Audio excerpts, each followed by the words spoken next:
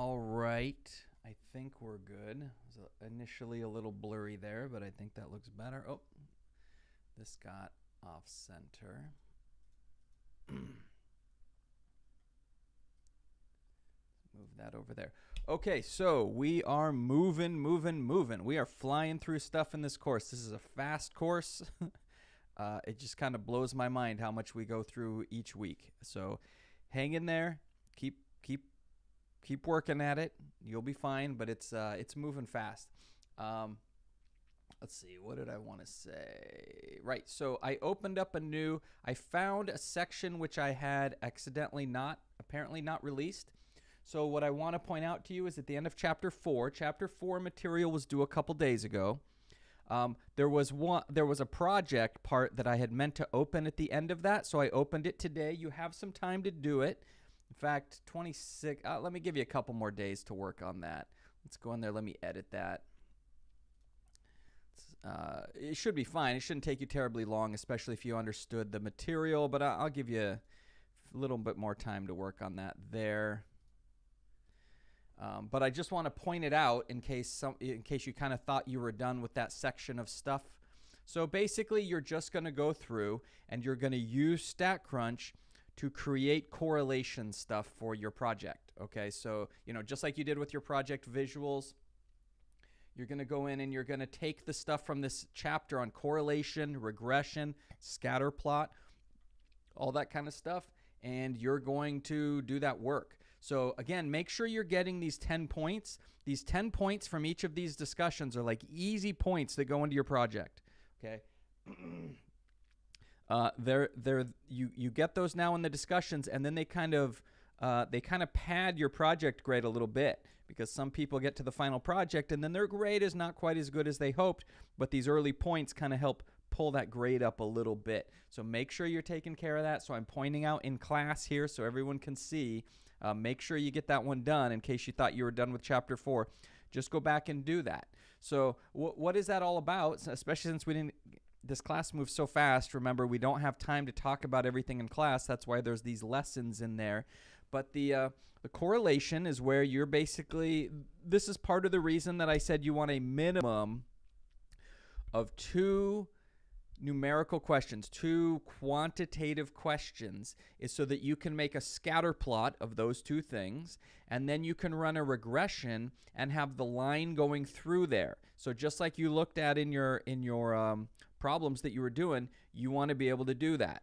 So you can look up, if you forget or you can't find the directions, just look up on YouTube, just search for StatCrunch linear regression or something like that, and someone's going to show you exactly how to go through, make your scatter plot, have your linear regression showing up. It'll give you your R value. Remember, an R value close to 1 or -1 indicates that you have a strong correlation. The closer your R value gets to 0 shows that there is no correlation. There is no association between those variables. So, and remember that correlation is not causation. What does that mean? I hear that all the time in statistics, but what does it actually mean? Correlation does not imply causality or causation. Means that a lot of times, as soon as you hear this all the time in news, I hear politicians do it all the time on both sides. They'll say something statistical that connects 2 variables together, and then they make an argument that one is causing the other. Right? When that's not necessarily the case at all, just that the 2 things are connected. So just because 2 variables are connected to each other, don't assume that one causes the other. Our brains try to do that to us. We're trained to immediately think, oh, well, one of these is causing the other. Not necessarily true, right? There's famous examples. I can't remember which examples I've said in this class, but for instance, shark attacks and ice cream sales. Shark attacks and ice cream sales are very closely related. When one goes up, so does the other. When one goes down, so does the other. This is not because eating ice cream causes you to be tasty and the shark comes and eats you. It's also not that getting attacked by a shark makes you really crave an ice cream. There's another variable in there, a lurking variable called temperature. When the temperature goes up, people eat more ice cream. When the temperature goes up, people get in the ocean. More people in the ocean, more people are going to get attacked by sharks. In the winter, people pass on ice cream because it's already cold. Also in the winter, people don't go in the ocean as much. If people aren't going in the ocean, they're not getting attacked by sharks. So that is a perfect example of two variables very closely related. One does not cause the other. Okay. Another one, number of vehicles you own and life expectancy. Okay. If that was the case, those are closely related. But if that was the case, we could all just go buy more vehicles and that would mean we live longer. That's kind of ridiculous, right? The lurking variable there is money. People who have more money have better insurance and medical coverage and Medicare and, better medical services, and so they live longer. People who have more money have more access to owning vehicles. So those two things are related, but one does not cause the other, okay? So keep that in mind. However, we do want to see if there's a relationship. So you throw both of those variables into a scatter plot, you plot your linear regression, and you decide if your regression is good or not. That should take, you could easily spend 4 minutes of your project on that. And again, don't get too locked into worrying about time in your project, right? I've seen 12-minute videos that get an A, and I've seen 20-minute videos that get a D, or, it's really about quality. So don't try to stretch it. But that, sometimes I bring up the times just because it's kind of a red flag. If your video is 9 minutes, it's probably not that good. You probably didn't really discuss the topics that you need to discuss. But again, don't try to focus on content. Don't focus too much on time. But I would think you could easily spend 4 minutes talking about this topic, where you take your two variables, your visual on screen would be your scatter plot, including the line. Whenever I see a scatter plot with the line not there, I always go, I wonder why they didn't just throw the regression in there. So, my advice to you, you don't have to, but my advice to you, show me a regression with the red line that StatCrunch does, where it puts the regression in there.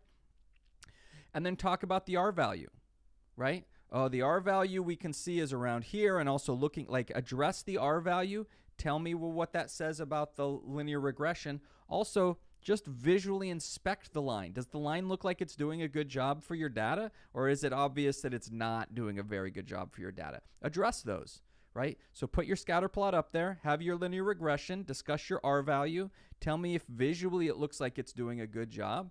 That can and then come up with a conclusion that, yes, we think that the number of hours that students work per week is connected to the number of units that they take per semester, and here's what the linear regression tells us, right?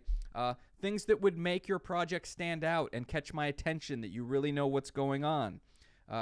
Go back to your Algebra 1 skills, beginning algebra skills, interpret the slope from your linear regression as a rate of change. Tell me what it means. It looks like from our linear regression and looking at the slope of our linear regression that for every 2 units that a student takes, they work an extra 5 hours per week. Okay, some kind of thing like that. I go, okay, that person knows what they're talking about. They just totally nailed the linear regression. They tied in some algebra. They interpreted the linear regression. That person knows what's going on. That's a good sign, right? So that's the kind of stuff I'm looking for when it comes to the correlation part of your project, right? And like I say, StatCrunch will put together a nice scatter plot for you with the regression line and calculate the regression line at the same time. Like, it'll take you less than a minute to set all that up on StatCrunch. Save the file. You can use it as the picture and then talk about it in your video.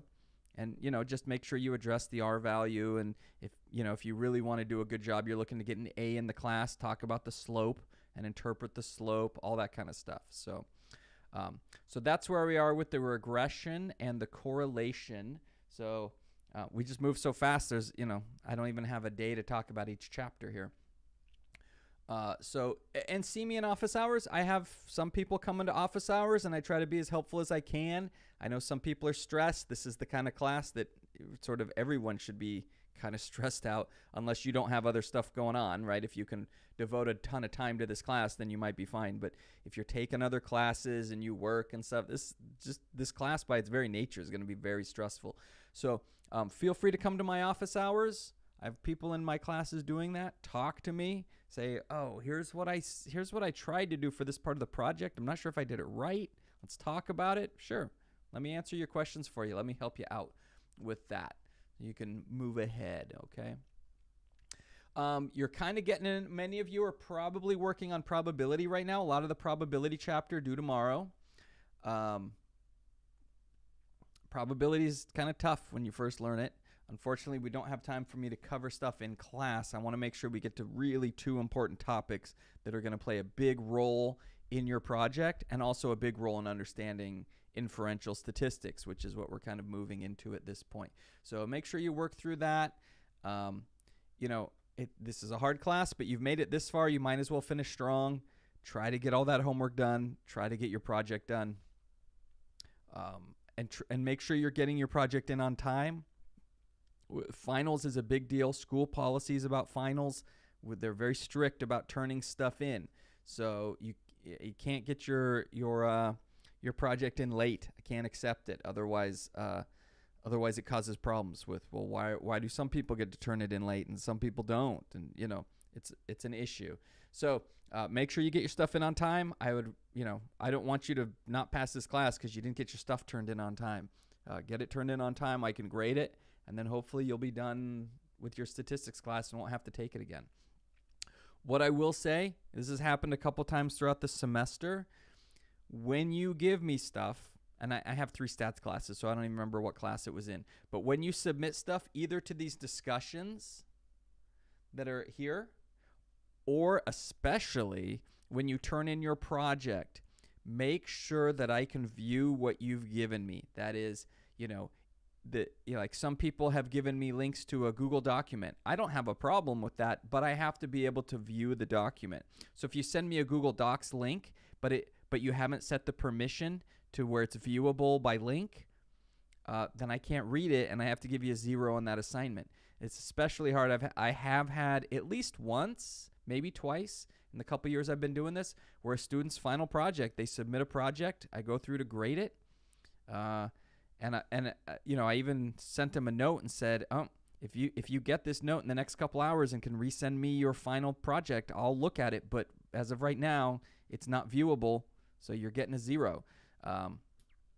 So make sure that what you submit to me, VLC player is most people kind of know about VLC player, can open most files. So if VLC can't open it, that means it's a pretty obscure file. So make sure that if you post a file format, it's something that's standard. It's something that's readable, not some weird proprietary thing that exists in, you have to have a certain type of player to watch it or something like that. I'm not going to be able to view it.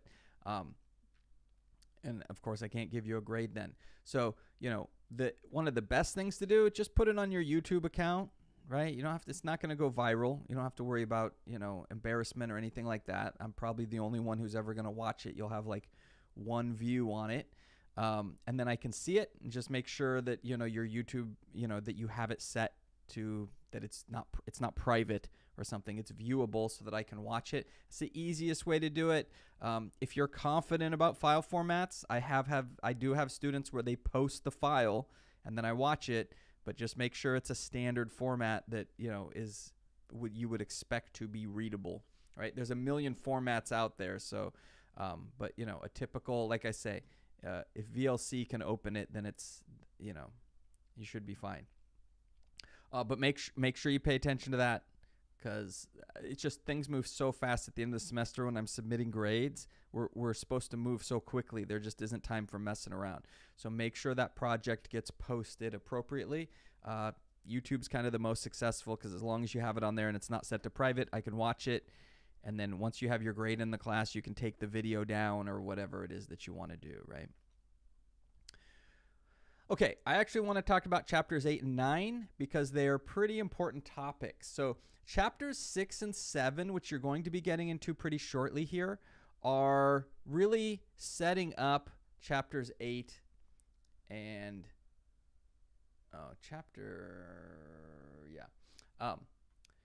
they're setting up chapters 9 and 10, 2 very important topics in the class. So chapter 9 is basically confidence intervals. Chapter 10 is hypothesis tests. Confidence intervals are not too bad. I suspect we can get through it in the next hour. Hypothesis tests is a little more subtle. So I want to be ready to talk about that when we come back after Thanksgiving, so I can make sure I explain hypothesis tests. Hypothesis tests take a little bit of time to sink in and really understand them. I know sometimes students will go, oh, no, I get it. Look, I can make one in StatCrunch. I totally get it. Look, I'm going to reject the null.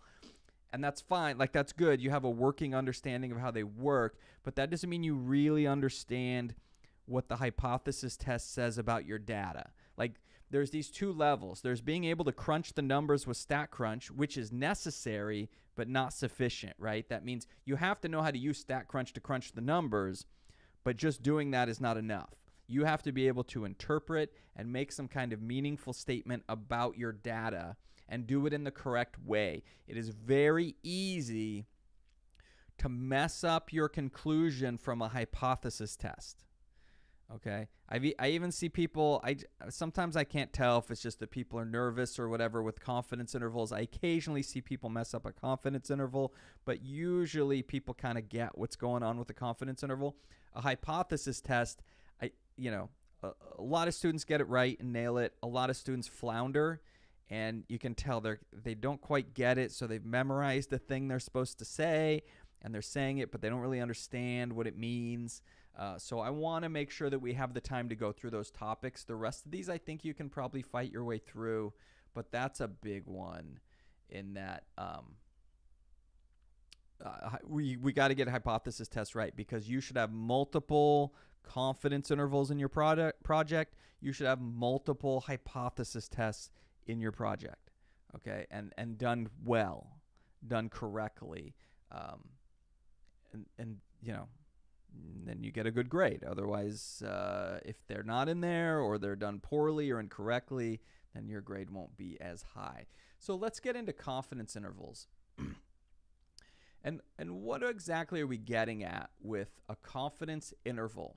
Well, I know that because students are learning the basics of probability, it is very easy to get bogged down in the calculations and miss the whole view of what we're doing, right? I think the understanding of the concepts of statistics take a little bit longer to understand than the computations, especially now, right? It used to be like, if you look through with these books, you can see they show you how to look up values in tables, and they do all this kind of stuff that people had to do 20 years ago.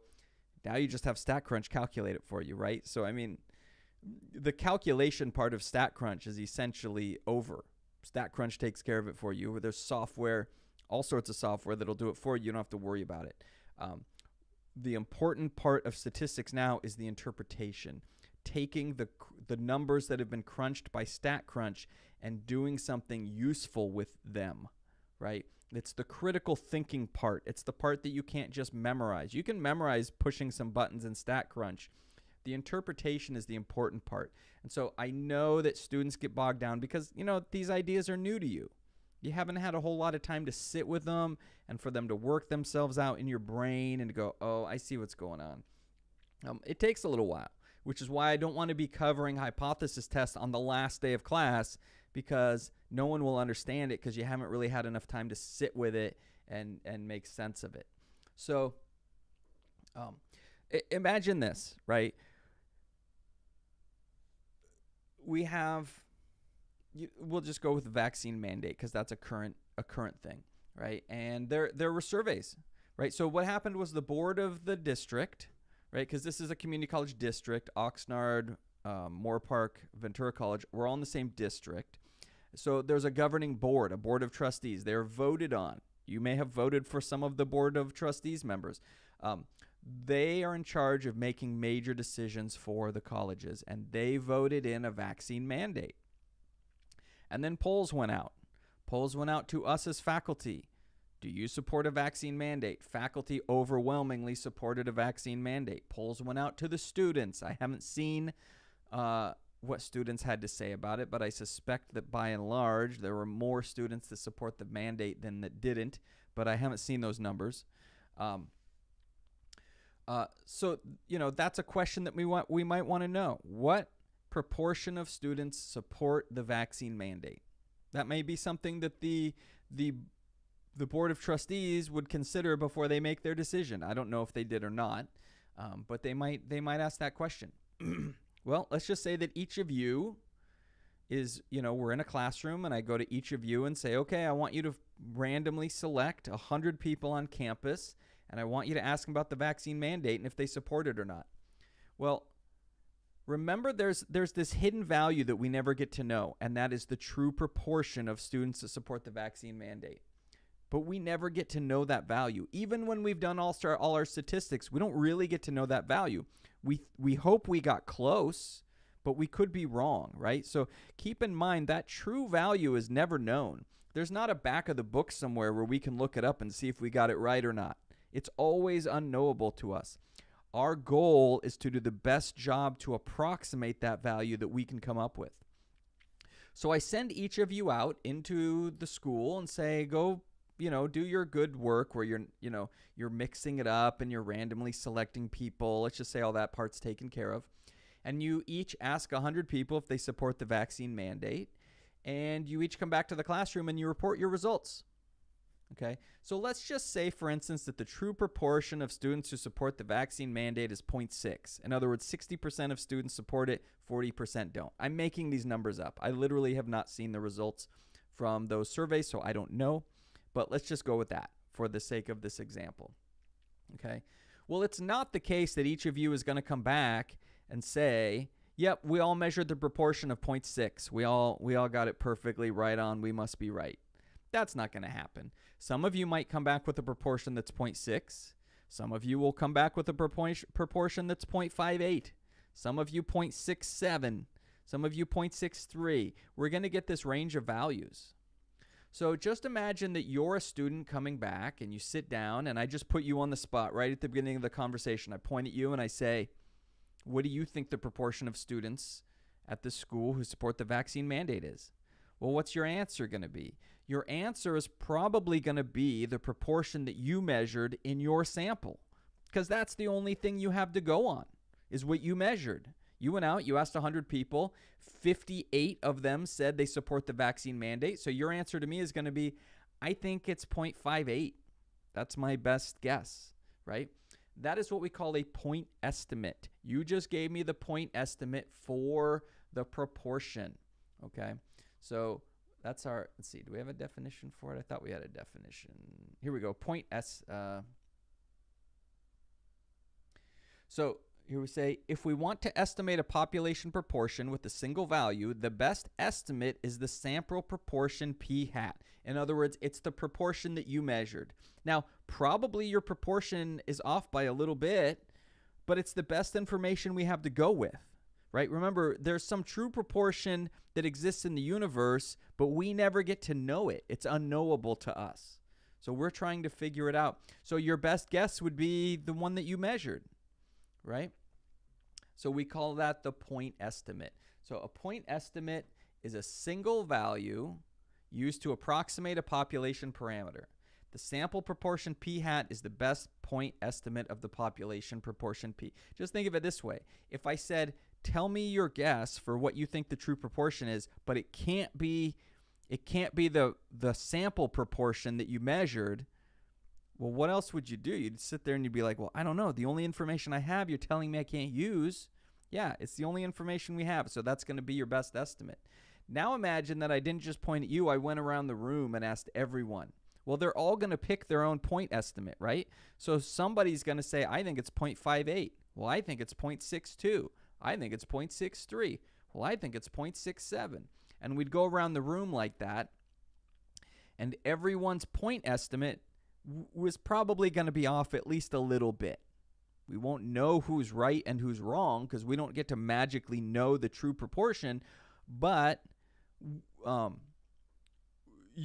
we would be kind of in the right area, right? Remember, our values should form that normal curve. They should stack up in a normal curve,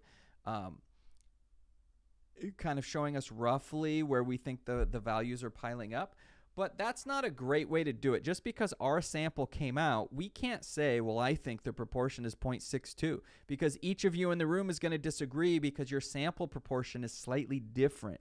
So see how we're getting some variation? We're getting some drift in the sample proportion measurements because each of you is just It's natural. From sample to sample, you're going to get a little bit of drift in your values. You're going to get that bell-shaped curve piling up. Most people will be really close to the true proportion, and the further they get away, there's going to be less values like that, assuming that everyone did a good job in their randomizing and all that kind of stuff. So this shows us that it's not a very good way of using our data to sit there. Like, it's really satisfying to give one answer and just say, what is the proportion? It's 0.62. Like, that's very satisfying, but probably incorrect, right? And this is sort of a problem with the way we handle information and facts in this country. Is we oftentimes prefer, as a nation, that is not any of us individually, but as a nation and people in the population, you see more and more people prefer what's comfortable over what's real, right? They go, well, I know that everything looks like it's saying this, but I'm just going to feel more comfortable if I choose this thing over here. We don't get to do that, right? We don't want to fall into that in a statistical method where each person in the classroom says, well, I'm going to go with my proportion. I think my proportion is right. My sample proportion is the right one because I believe in myself and the work that I did, when the reality is most of the values that you measured are off by a bit, right? They're close, but they're off by a bit. So while it's very satisfying to give a single answer, it's probably not very accurate. So what we do is we create an interval. We create an interval around our point estimate, which gives us a little bit of room to be not exactly right. It's a little less satisfying, right? When you ask me the proportion of students at the school who support the vaccine mandate, and I say, well, it looks like it's between 0.55 and 0.65. That's not as satisfying because I didn't just give you one single number that was the answer, but I'm more likely to be correct. So that's kind of a balancing act that we have. The more you shrink that interval down, the more satisfying of an answer that you get, but also the more you shrink that interval down, the more likely it is that you're wrong, right? So that's what we construct. We take our p-hat, our sample proportion, and we construct an interval around that proportion, and we call this thing a confidence interval. It's a little more complicated than that. I'm oversimplifying a bit, but that's the idea of a confidence interval. I measured, I got 0.58. Like, so imagine the person comes back where they say, I'm pretty sure the true proportion is 0.58. Well, they would be wrong because in our hypothetical situation, the true proportion is 0.6. But imagine they came back, they took their 0.58 value, they had StatCrunch construct a confidence interval for them, and then they were able to stand up in the room confidently and say, my 95% confidence interval says that the true proportion should lie between 0.5, let's see, how did I do this? 0.55 and 0.61. Well, in that case, that is true because we somehow magically know that the true proportion is 0.6. Well, that falls in the interval from 0.55 to 0.61, right? So see how that interval gives us a little bit of leeway. And it's not satisfying to give an interval, but at the end of the day, it's probably fine because does it really matter if 55% of students support the vaccine mandate or 61% of students support the vaccine mandate? Probably not. Like 55% is a majority. So we go, well, it looks like most students prefer the vaccine mandate, and then that would be more support for that point of view, right? Now, when you can get into trouble is if you say, well, it's between 0.45 and 0.55, then you don't even know which side's the majority in that case. But in our case, 0.55 to 0.61, you know which side has the majority, right? Because your whole confidence interval lies on one side, on one half of the population. So that's our idea. That's where we're going. So point estimates are good and they're helpful guides, but they're not really statistically sound. We have to do better work than that, okay? So here's our formal definition for a confidence interval. A confidence interval is a range of values used to estimate the true value of the population parameter. A confidence interval is sometimes abbreviated CI. So if you see CI, you go, oh, confidence interval, okay. Now, we have to play this game with our confidence intervals depending on how important is it to us that we be right. Okay? You might go, well, it's really important. I want to be right. But then you have to realize there's a price that's paid for being right, and that is this exactness that I keep referring to. The wider that interval is, the less satisfying of an answer that we are given, but the more likely we are to be correct. So extreme cases here. Let's say we close that interval down to a single point, not even really an interval now. It's a single point. We'd be back to the problem at the beginning of the class where we're using your sample proportion. It's a good estimate. It's a good point estimate, but it's probably not exactly right. So there's almost a 100% chance that your sample proportion is off by at least a little bit.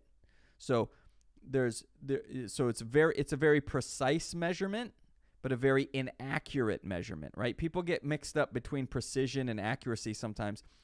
Precise means how thin can you slice it? How exact can you be? Where accuracy means correct. Is it correct? And most of your almost all of your sample proportions will be incorrect by at least a little bit. So we have this balancing act of having a small enough interval to be helpful, but big enough to be probably accurate. Okay. The other extreme would be, well, what if I want to be 100% accurate? Well, here is a 100% accurate statement. I guarantee my following statement is true. You tell me if it's useful or not. 100% of Ventura College students.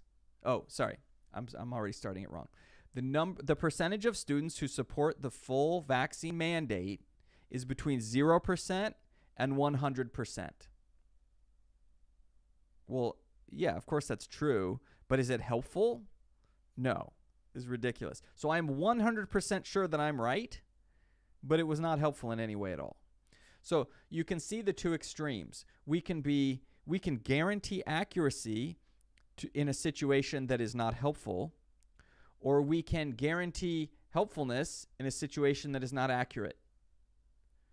What you want to do is live somewhere in the middle, where you get an interval that is probably accurate and small enough to be helpful, right? That's your go-to. Now you can choose a confidence level at whatever level you want, but there are 3 defaults that are pretty common. In fact, one of them is overwhelmingly common, but you can choose any of those 3. You could do a 93.7% confidence interval, but it would be kind of weird if you couldn't justify why did you pick that. Why did you pick 93.7% as your confidence level, right? So what the confidence level is, it's basically how many of us will be right when we follow the same procedure. So the 3 basics are 90% confidence interval, which usually is considered not accurate enough, but you can get away with it depending on what you're doing. 95% confidence interval, which is the default, right? I would recommend to you use a 95% confidence interval unless you have a good reason why you didn't, right? If you can explain, oh, I chose to use a 99% confidence interval because of, and you have a reason, great. Use a 99% confidence interval. That's totally acceptable. But you should be ready to answer the question of why didn't you just use a 95% confidence interval? So there's 90% confidence interval, 95% confidence interval, and 99% confidence interval. Those are the common 3. The 95% confidence interval is usually kind of considered like the medium, middle grade default. 90% confidence interval means you're going to be wrong 10% of the time. That's kind of a lot. Okay. 99% confidence interval means you're going to be wrong 1% of the time. That's great, except you end up with pretty big intervals, or you can end up with pretty big confidence intervals, so they're not as helpful. The 95 is oftentimes a nice balance between having an interval that is small enough to understand and yet accurate enough to probably be right. So what does that mean? What do I mean when I say a 95% confidence interval? And you want to be careful because sometimes people will use phrases that when you ask them, okay, well, what does that mean? They go, I don't know. For instance, you can say, I am 95% confident that the proportion of students who support a vaccine mandate is between 0.55 and 0.65. That would be an example of a confidence interval. And then I would ask you, what do you mean when you say you're 95% confident? Like, what does that mean? And you say, well, I kind of have a feeling. It just feels that way. So in statistics, like your feelings they don't come into play, right? You can have feelings, that's great, but they're not part of the statistics. So that 95% confident has to have a mathematical definition to it, okay? What the 95% confidence interval means, right? 95% is 19 out of 20.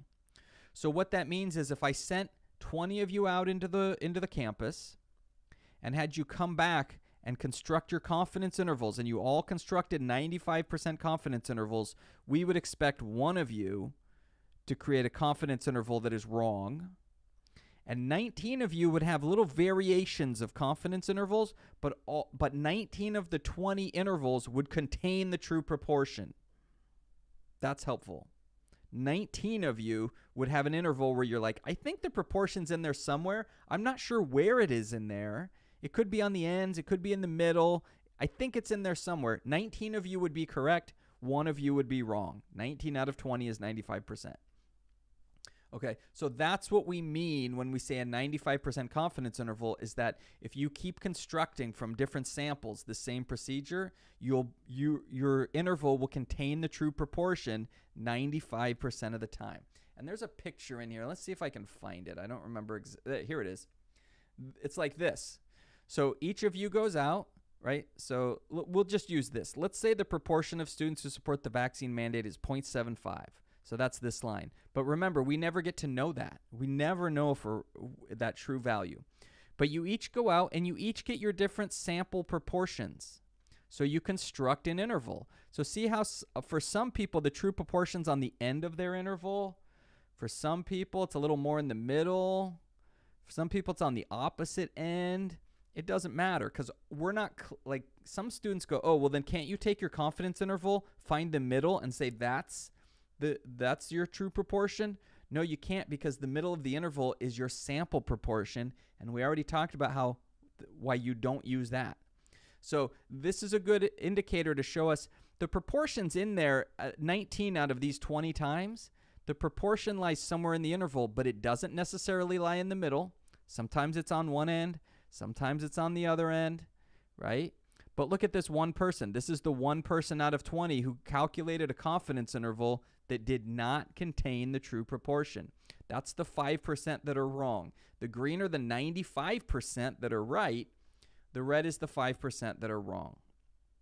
That's what a 95% confidence interval means. Now, this person in red, whose interval does not contain the true proportion, it doesn't mean they did anything wrong. They didn't mess up their calculations. This wasn't that they added some numbers wrong or something like that. Statistics is based on probability, and with probability, sometimes you win, sometimes you lose, right? This is the same thing. Everyone was, I always go back to this, but it was amazing to me how shocked everyone was.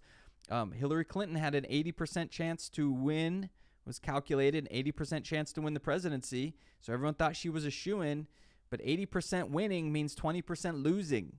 So you can still lose even though you're expected to win 80% of the time. That means we run that experiment we run that election 100 times. She loses 20, right? If we're just looking from probabilistic standpoint. I don't want to get into like the politics conversation, but like that's what that means. So here we run 20 of these 95% confidence intervals. We expect one to be wrong, but it's not that he or she did anything wrong. That's how the system works.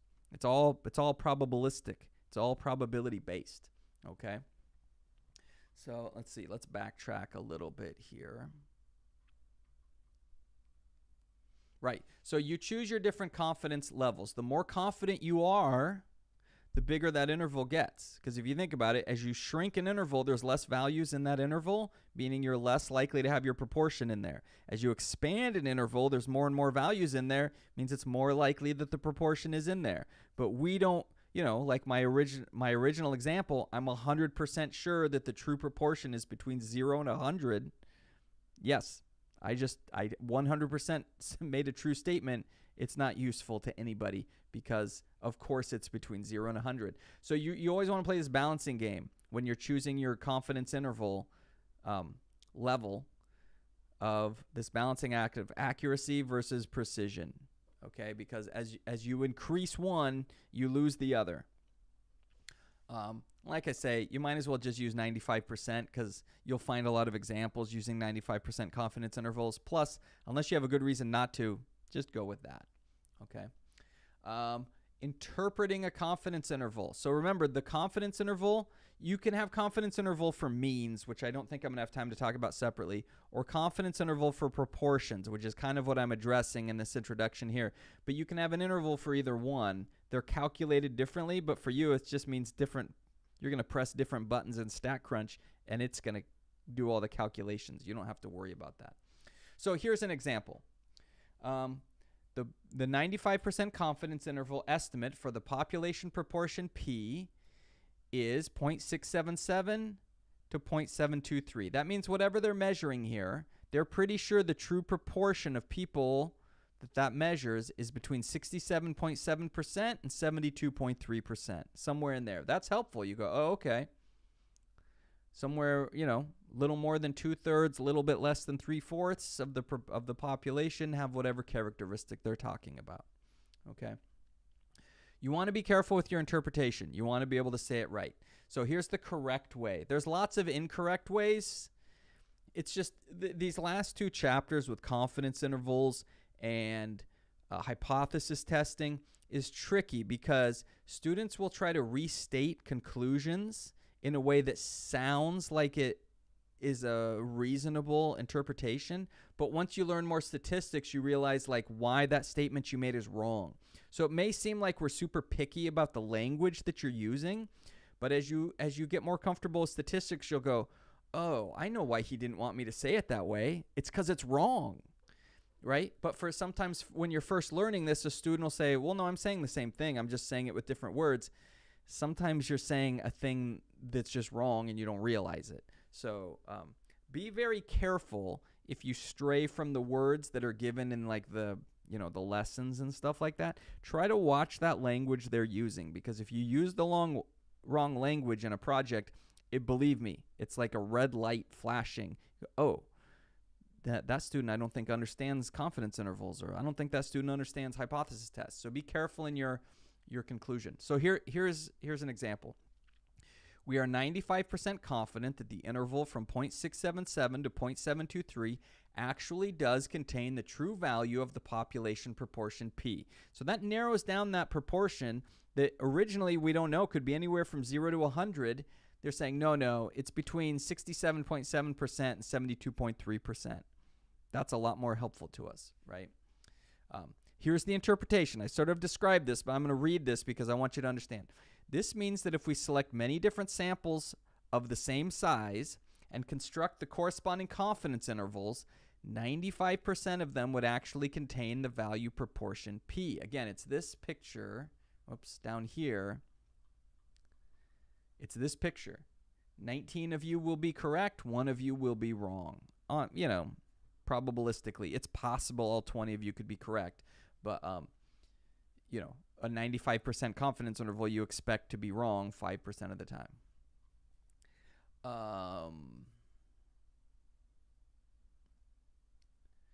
So this is an example, and we could come up with a dozen of these very easily. But here's an incorrect way where you'll oftentimes see students say something like the following. There is a 95% chance that the true value of P will fall between 0.677 and 0.723. It would also be incorrect to say that 95% of sample proportions fall between 0.67 and 0.723. The first one's wrong because there isn't a 95% chance that the true value of P will fall between 0.677 and 0.723.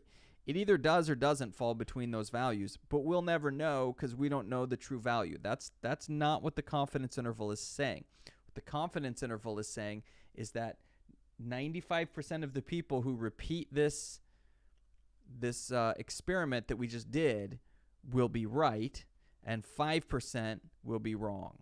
Okay. Right. So like they say here, know the correct interpretation of a confidence interval. Those to me, that's the thing that makes an A project. Like that you have all the other stuff, obviously, you have good visuals and all those other things. But the thing that elevates it from just a, okay, I kind of went through and did some stuff here to like an A project is your conclusions are insightful. They tell me something about your data, and they are done in the right way. You're not saying things like we accept the null hypothesis or something like that, which is just mathematically incorrect, right? You're saying the right. You're saying your conclusions in the right way. That's when I start going, okay, I think maybe this project gets an A. Okay, let's see where we are. So, right. We don't have to worry about finding critical values. You're just going to tell StatCrunch what level you want. Do you want a 90% confidence interval, 95, 99? It's going to crunch the numbers for you, so you don't have to worry about that. There's a margin of error. What does margin of error mean? Well, again, there's some true proportion out there. We don't know what it is. There is a true proportion of students who support the vaccine mandate. I don't know what that number is. I will never know what that number is, okay? But we could try to estimate it. But like I said earlier, each one of us with our sample proportion is going to be a little bit off. We're going to be off by a little bit. That's an error. And I know, I repeat this, but it's because I know students sometimes have a misconception of what an error is. The error does not mean you did something wrong. The error just means we were not able to 100% perfectly figure out what the true proportion is. Usually you don't care. You get pretty close, and that's good enough. So that's what we call a margin of error. So, and sometimes you can watch this around like, especially if it's a close political race and you're, like especially when it's president and on the news every single day they have a new poll, and sometimes it's close and they'll be like, well, this candidate's at 48.9% of the vote, and this other candidate's at 48.7% of the vote. So clearly this one person's ahead, but then the margin of error is like 5%.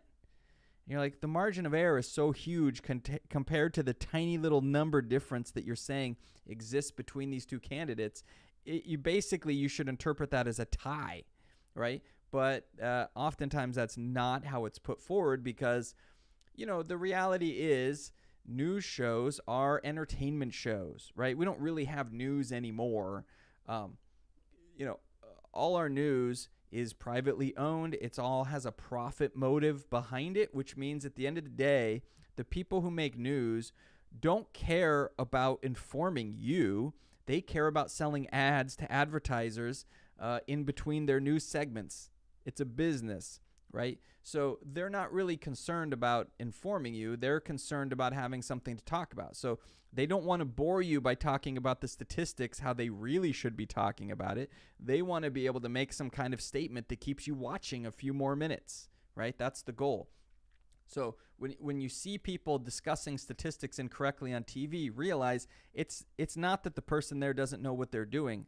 That's what television news and radio news is for. It's entertainment. It's to keep you watching. So you shouldn't even expect that they're going to do statistics correctly. They're a business trying to make money, right? Not trying to inform your worldview. So pay attention to that margin of error. If the margin of error is significantly bigger than the difference between two candidates, then effectively you're looking at a tie, right? If you do that same exact poll again, maybe the roles are slightly reversed because it's that close, right? It's that close there. Where are we?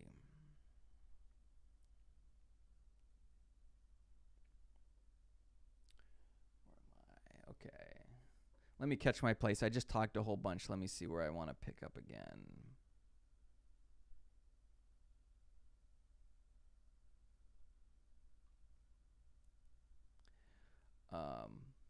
Determining sample size, I'm not going to go into this too much because we don't have time, but you should realize that in real life, if you were ever going to do something like this, you would want to run this calculation ahead of time and figure out how many people should I sample.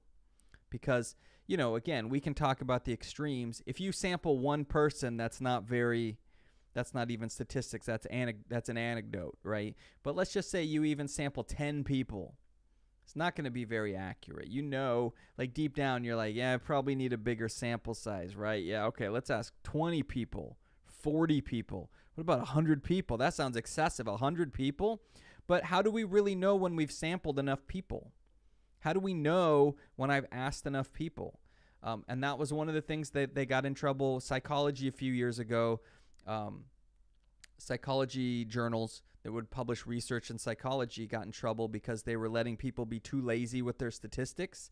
You know, psychology is not exactly like a hard physical science where it's, you know, a lot of people, you know, they're studying something different. It's kind of one of those softer sciences where I'm not dogging it at all. It's fine, but you know, there's not as much math background usually in people doing psychology and stuff. And statistics wasn't being done very well. They were choosing their sample size where they would keep improving the sample size until they got the results they wanted. Totally not proper statistics.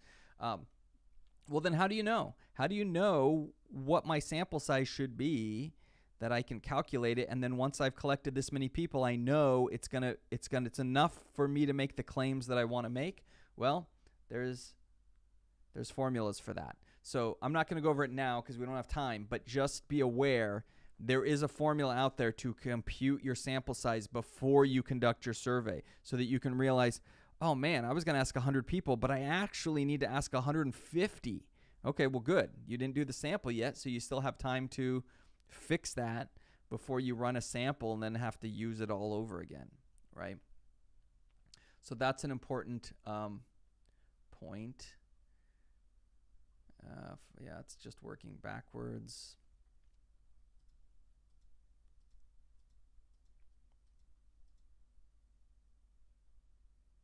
Oh, and then there's this other section. Don't worry about this.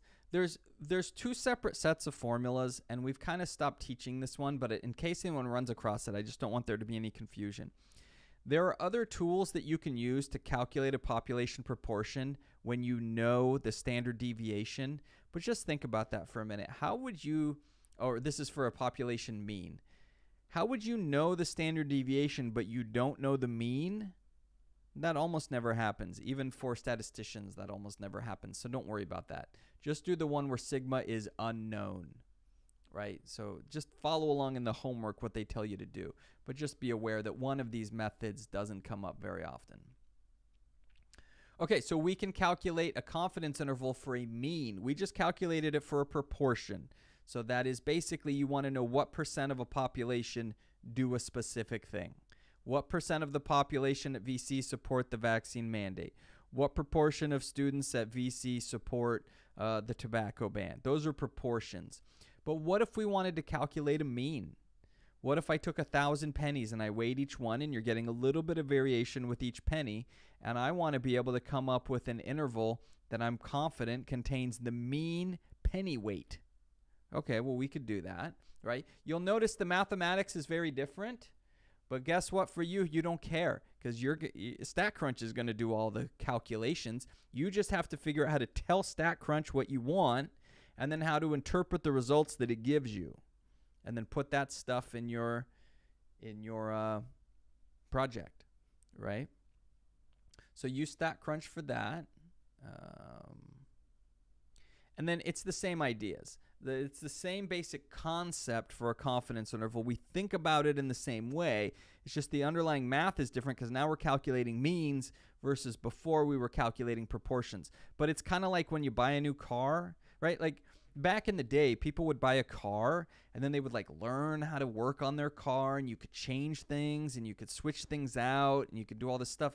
Now no one works on their cars because it's all computerized. You can't do any of this stuff on your own unless you really want to get into it. So it's kind of like, you know, you have one car and there's a bunch of stuff going on under the hood, but you don't really pay attention to it because you're like, hey, I just need to get over there.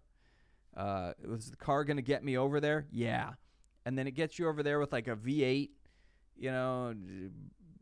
crazy bad gas mileage and all this, but it got you there. And then you get another vehicle to come back, and it's got much better gas mileage, and it's quieter, and maybe handles not quite as good or something. The differences were happening under the hood. You don't have to understand those differences under the hood to know how to get there. That's kind of what you're doing in StatCrunch.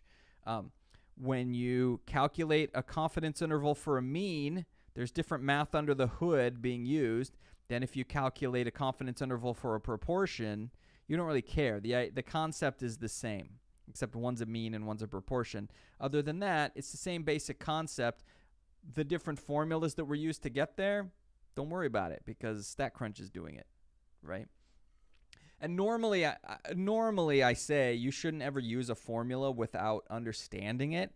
But in this case, it's a ton of work to calculate these things by hand. And even then, most students don't really understand what they're doing. They're just like, well, I looked it up in the table and it said this.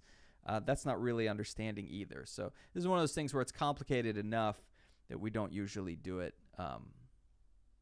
by hand. We don't do these calculations by hand. Let's see if we go through that.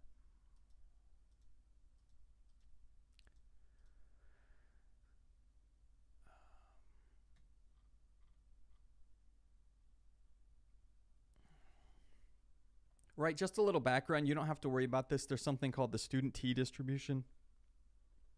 And I think there's some, I just want to discuss it because there's some confusion I see with students where they think, oh, well, I'm a student. I'm a statistics student, and this thing is called the student T distribution, so that must just be like a student thing. That's not what the student means here. The guy who invented this part of statistics, who created this method, he was working at the Guinness Brewery. And a lot of times when you work for a company, they don't want you to publish anything because they say, well, you could publish some of our secrets in there, and then you're lessening our ability to make profit because you're giving our secrets away. So this guy came up with really important statistics, but Guinness wouldn't let him publish it because they're like, no, you can't publish that. So what he did was he published it under the name student so that it's an alias, so that it couldn't be tracked back to him and he wouldn't get fired and lose his pension and all that kind of stuff. So he put it under the name student. So when you hear the term student T distribution, I know sometimes students will tell me, oh, well, isn't that just like a learning thing? It's for when we're students. No, it's just the name of the technique for calculating this thing. So don't overthink that part. Degrees of freedom, you shouldn't have to run across too much, but you should know that in statistics, when we talk about degrees of freedom, just think of it as being one smaller than the sample size. So lowercase n is always your sample size, so n minus 1 is your degrees of freedom. You're probably not, I don't think you have to answer that for calculating either one of these in StatCrunch, but you should probably just be aware that that's out there.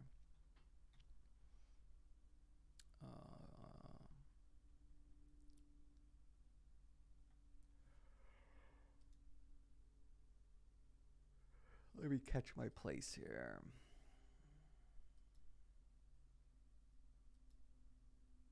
Oh, this is an example of what I was talking about earlier when I was talking about having a scatter plot and your regression line. These things just look so much better with the regression line. Even in this case, where the regression line is clearly not a good one, then address that and say, well, here's the linear regression we came up with. Here's the R value. Notice how it's kind of not a very good R value. It wouldn't indicate a strong correlation. Also, by visually looking at it, that doesn't look like a very good regression line to me.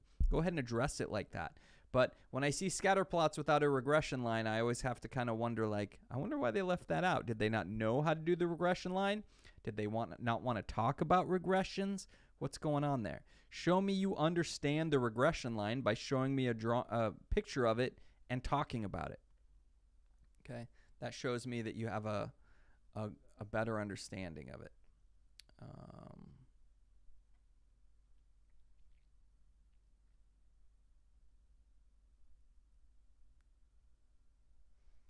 I think that kind of does that section.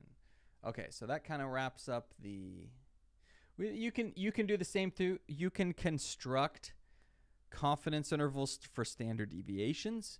You can construct confidence intervals for variance. I'm not going to get into that too much, but you can do those things. Okay. Where were we?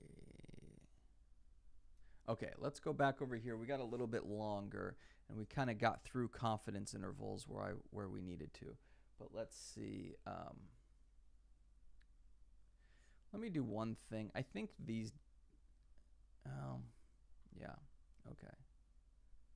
That's today. That's not.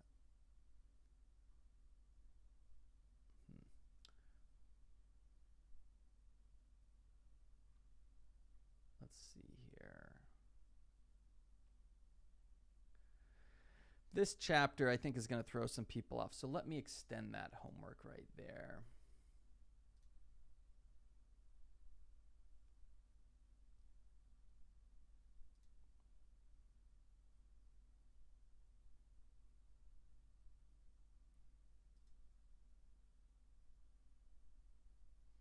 Go change dates. What is that? Chapter 7?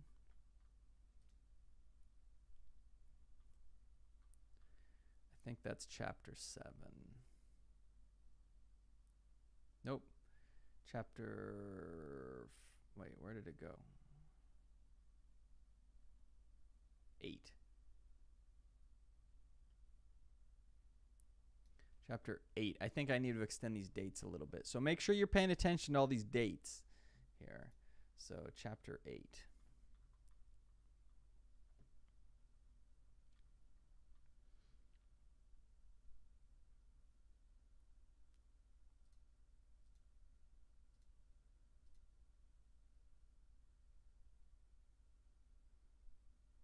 And let's move that to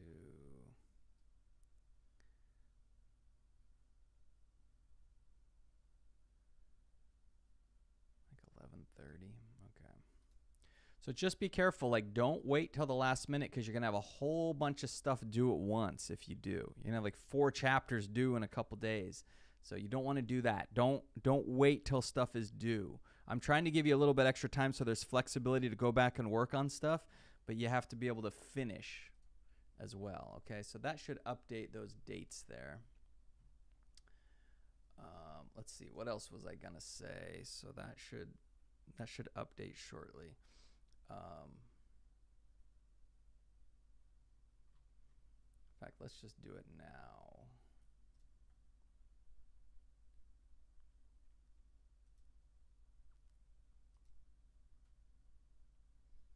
That'll take a second. It should sync everything here.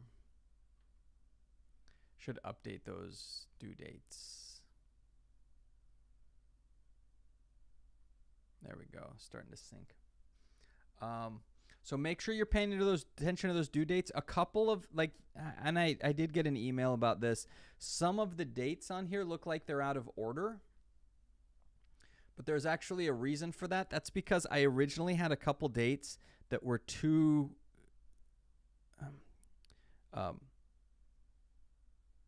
extended out too far. But if I shorten those due dates, then students are going to say, well, I thought I had till this date to do it. So I try not to shorten due dates, or in fact, I don't shorten due dates. But I can't have half the class due on the last day of school. So just make sure you're looking at all the chapters and when those individual dates are due, and try to do them in that order if you can, but make sure you're getting in there before the due dates are due. Okay? Just wait till this updates. And then, it's not too soon to start working on your projects. Those projects got to be in and submitted, so it's not too soon to start working on it. Come into office hours asking me questions as you start to piece this together. I mean, I know in my other classes, and they actually have more time than you do, because your class ends like right at the beginning of December. They're already students starting to put their projects together. Plan out how they're going to make their video. Plan out everything that they're doing. Go, not just have the stuff in Canvas that you talked about, but actually start trying to think about what they're going to say during the video, and writing some notes down about what they want to talk about so they don't forget things. All that kind of stuff. Great idea to start working on that now and making sense of it. So just be aware. So you can see what I'm saying, how The the due dates for a couple of these are a little out of order. Like, let's see. We've got...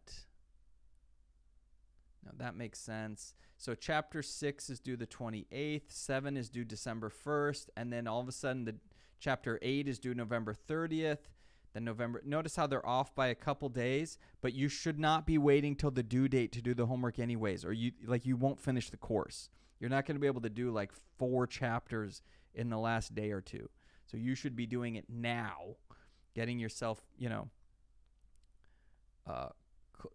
just make sure you get all the homework done for all the chapters on time. Don't get caught up on like, well, this chapter is due the day before this other chapter. It doesn't matter. Like, just get it all done well ahead of time.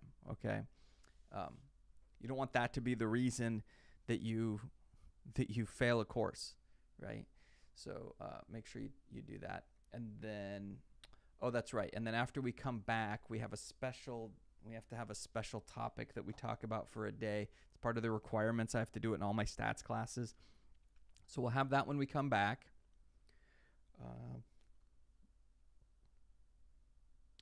And I think that's about it. It doesn't make sense for me to try to start hypothesis testing with 5 minutes left. So we will save that for next time.